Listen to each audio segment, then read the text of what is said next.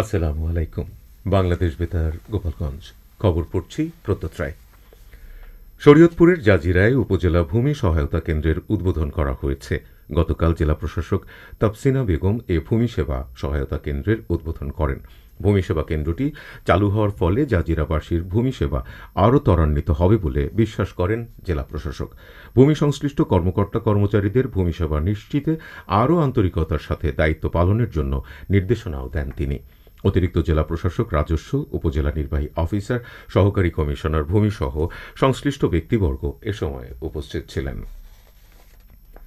রাজধানীর উত্তরায় milestone school and কলেজে বাংলাদেশ বিমান বাহিনীর প্রশিক্ষণ বিমান বিধ্বস্ত হয়ে নিহত শিক্ষার্থীদের জন্য ফরিদপুর জেলা পুলিশ গভীর শোক প্রকাশ করেছে। গতকাল পুলিশ সুপার মোহাম্মদ আব্দুল আজিজ স্বাক্ষরিত এক শোক বিবৃতিতে এ কথা জানানো হয়। এছাড়া পুলিশ লাইন্স জামে মসজিদে আসর নামাজের পর নিহতদের রুহের মাগফিরাত কামনায় এবং আহতদের সুস্থতা কামনা করে বিশেষ দোয়া করা হয়। পুলিশ সুপার মোহাম্মদ আব্দুল আজিজ, অতিরিক্ত পুলিশ সুপার মোহাম্মদ শামসুল আজম সহ অন্যান্য পদমর্যাদার পুলিশ সদস্যবৃন্দ এ সময় উপস্থিত ছিলেন। এদিকে Dhaka Uttara milestone school and কলেজে বিমান দুর্ঘটনায় নিহত শিক্ষার্থীদের স্মরণে গোপালগঞ্জ সরকারি কলেজের বিজ্ঞান ক্লাবের উদ্যোগে গতকাল সন্ধ্যায় কলেজের শহীদ মিনার চত্বরে দোয়া মাহফিল অনুষ্ঠিত হয়েছে। কলেজের পদার্থ বিজ্ঞান বিভাগের প্রভাষক মোহাম্মদ সোহাগ হোসেন, বিজ্ঞান ক্লাবের সদস্যবৃন্দ এবং শিক্ষার্থীগণ এ সময় উপস্থিত ছিলেন। নড়াইল জেলার 4টি থানা এলাকায় হারিয়ে যাওয়া 30টি মোবাইল ফোন এবং অনলাইন প্রতারণার মাধ্যমে খোয়া যাওয়া নগদ 92,500 টাকা উদ্ধার করে প্রকৃত মালিকদের নিকট হস্তান্তর করেছে জেলা পুলিশ। গতকাল পুলিশ সুপার কার্যালয়ে সভাকক্ষে পুলিশ সুপার কাজী এহসানুল কবির আনুষ্ঠানিকভাবে ভুক্তভোগীদের নিকট ফোন ও টাকা হস্তান্তর করেন। জেলা গোয়েন্দা শাখার অফিসার ইনচার্জ মোহাম্মদ শাহ দারা খান, সাইবার ক্রাইম ইনভেস্টিগেশন সেলের অফিসার ইনচার্জ মোহাম্মদ আব্দুল খালেক সহ নড়াইলে কর্মরত পুলিশ সদস্যবৃন্দ সহ ভুক্তভোগীরা এ সময় উপস্থিত ছিলেন। এজুকো বাংলাদেশ এর অর্থায়নে এসডিএস পরিচালিত এমপাওয়ার প্রকল্পের আওতায় ফরিদপুরে কিশোর কিশোরী ও যুব ক্লাবের সদস্যদের মাঝে খেলাধুলার সামগ্রী ও শিক্ষামূলক গল্পের বই বিতরণ করা হয়েছে। এসডিএস এর নির্বাহী পরিচালক রাবেয়া বেগমের সভাপতিত্বে সদর উপজেলা নির্বাহী কর্মকর্তা ইলোরা ইয়াসমিন প্রধান অতিথি হিসেবে উপস্থিত থেকে এসব সামগ্রী বিতরণ করেন। এই উদ্যোগ কিশোর কিশোরী ও যুবদের শারীরিক ও মানসিক বিকাশে সহায়ক হবে এবং তাদের পাঠ চর্চায় আগ্রহে বাড়বে বলে মনে করেন শিক্ষক, শিক্ষার্থী ও অভিভাবকরা। শরীয়তপুরে মানব পাচার প্রতিরোধ বিষয়ক এক কর্মশালা গতকাল সদর উপজেলা পরিষদ অডিটোরিয়ামে অনুষ্ঠিত হয়েছে। কর্মশালায় মানব পাচার প্রতিরোধে জনগণকে সচেতন করা, আইনের কঠোর প্রয়োগ এবং দক্ষ জনশক্তি তৈরি করে বৈধ চ্যানেলে বিদেশ যাওয়া নিশ্চিত করাই মূল চ্যালেঞ্জ বলে বক্তারা মতামত প্রদান করেছেন। সদর উপজেলা নির্বাহী কর্মকর্তা ইলোরা ইয়াসমিনের সভাপতিত্বে আশ্বাস প্রকল্প শরীয়তপুর কমিটির সদস্য সচিব, উপজেলা সমাজসেবা অফিসার ও সদস্যবৃন্দ সহ জনপ্রতিনিধিরা এ সময় উপস্থিত ছিলেন।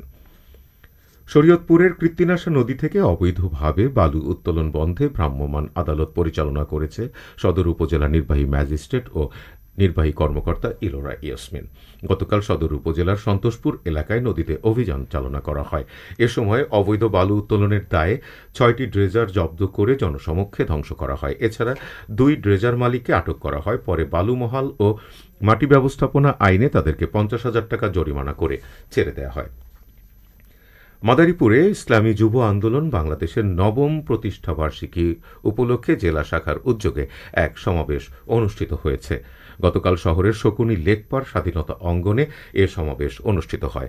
ইসলামী আন্দোলন বাংলাদেশের সিনিয়র নায়েবে আমির মুফতি মোহাম্মদ ফয়জুল করিম এতে প্রধান অতিথি হিসেবে উপস্থিত ছিলেন। মাদারীপুর জেলা শাখার সভাপতি তালুকদার মোহাম্মদ দেলোয়ার হোসাইনের সভাপতিত্বে ইসলামী আন্দোলন বাংলাদেশের কেন্দ্রীয় সহসভাপতি প্রকৌশলী মোহাম্মদ মারুফ, দপ্তর সম্পাদক মাওলানা লোকমান হোসেন জাফরি এবং মুফতি রেজাউল করিম আবরার সহ ইসলামী আন্দোলন বাংলাদেশের বিভিন্ন অঙ্গ সংগঠনের নেতৃবৃন্দ এ সময় উপস্থিত ছিলেন।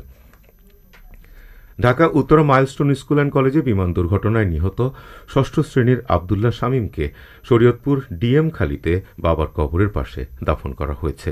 পরিবারের সদস্যরা জানায়, সোমবার বিমান দুর্ঘটনায় দগ্ধ শামীমকে ঢাকার জাতীয় বার্ন ইনস্টিটিউটে ভর্তি করা হয়। রাত 10:30টার দিকে সে মারা যায়। গতকাল ভোর 5টায় তার মরদেহ গ্রামের বাড়ি শরীয়তপুরের ডিএম খালিতে নিয়ে আসা হয়।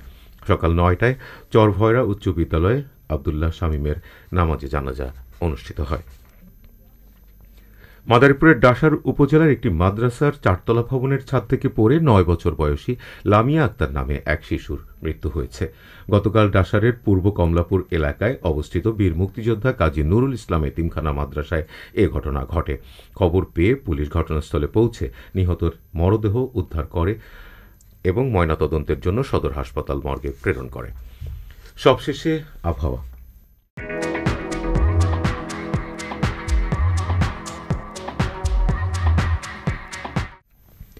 আজ সন্ধ্যা ৬টা পর্যন্ত আবহাওয়ার পূর্বাভাসে বলা হয়েছে দেশের অভ্যন্তরীণ নদীবন্দর সমূহের জন্য কোনো সতর্কবার্তা নেই এবং কোনো সংকেত দেখাতে হবে না। আমাদের পরবর্তী খবর প্রচারিত হবে আগামীকাল সকাল ৮টা ৩০ মিনিটে বাংলায়।